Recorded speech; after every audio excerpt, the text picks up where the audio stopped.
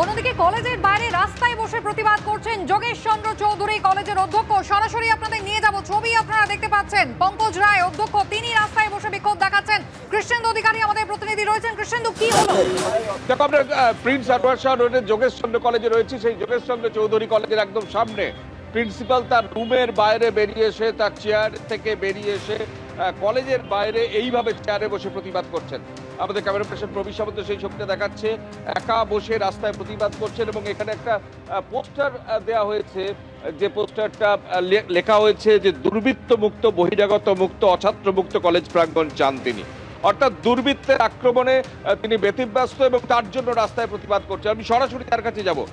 আপনার চেয়ার আছে, আপনার কলেজ ছেড়ে আপনি রাস্তায় কেন? এটাই তো আমাদের যে অবস্থায় দাঁড় করিয়েছে শিক্ষাঙ্গনটাকে, বিশেষ করে আমার কলেজের দীর্ঘদিন ধরে বহিরাগত সাবির আলীর নেতৃত্বে এখানে একটা দুর্বৃত্ত রাজ চলছে। কোনো অজুহাতে, যে কোনো অজুহাতে, যখন কোনো টাকা পয়সার বিষয় হয় বা অন্য কোনো বিষয়, পরীক্ষার অ্যালাউ ডিসঅ্যালাউ হয়, কি অনুষ্ঠানকে কেন্দ্র করে কলেজের যারা কোনোদিন কলেজে আসে না তাদের আনা হয়, তাদের দিয়ে যে ধরনের শব্দ ব্যবহার করা হয়, ভাষা ব্যবহার করা হয়, সেটা গুলি করার থেকেও বেশি। আমি এতটাই মর্মা হতো, বারবার বলেছি, চারুমার্কেট থানাকে বলেছি, সিপিকে বলেছি। লাস্ট গতকাল রাত্রে আমি যে ইউনিয়ন সেক্রেটারি, হোম সেক্রেটারি, রাজ্যের হোম সেক্রেটারি, গভর্নর, কলকাতা বিশ্ববিদ্যালয়, ডিপিআই, সিপি, ডিসি সাউথ, চারু মার্কেট, সব জায়গায় মেল করেছি যে এরা বহিরাগত, এরা দুর্বৃত্ত।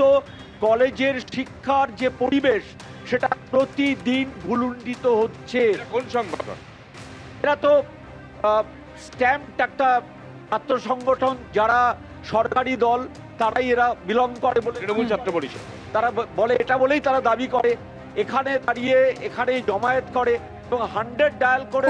যোগেশ চন্দ্র কলেজের অধ্যক্ষ, তিনি রীতিমতো রাস্তায় বসে বিক্ষোভ দেখাচ্ছেন। কৃষ্ণেন্দু, ধন্যবাদ। আর এবার আপনাদের যে খবর দেখাবো, এফআইআর কে চ্যালেঞ্জ করে এবার কলকাতা হাইকোর্টের দ্বারস্থ অভিজিৎ গঙ্গোপাধ্যায়। তমলুকের বিজেপি প্রার্থীকে মামলা দায়েরের অনুমতি দিল আদালত। আগামীকাল বিচারপতি জয় সেনগুপ্তর এজলাসে শুনানির সম্ভাবনা।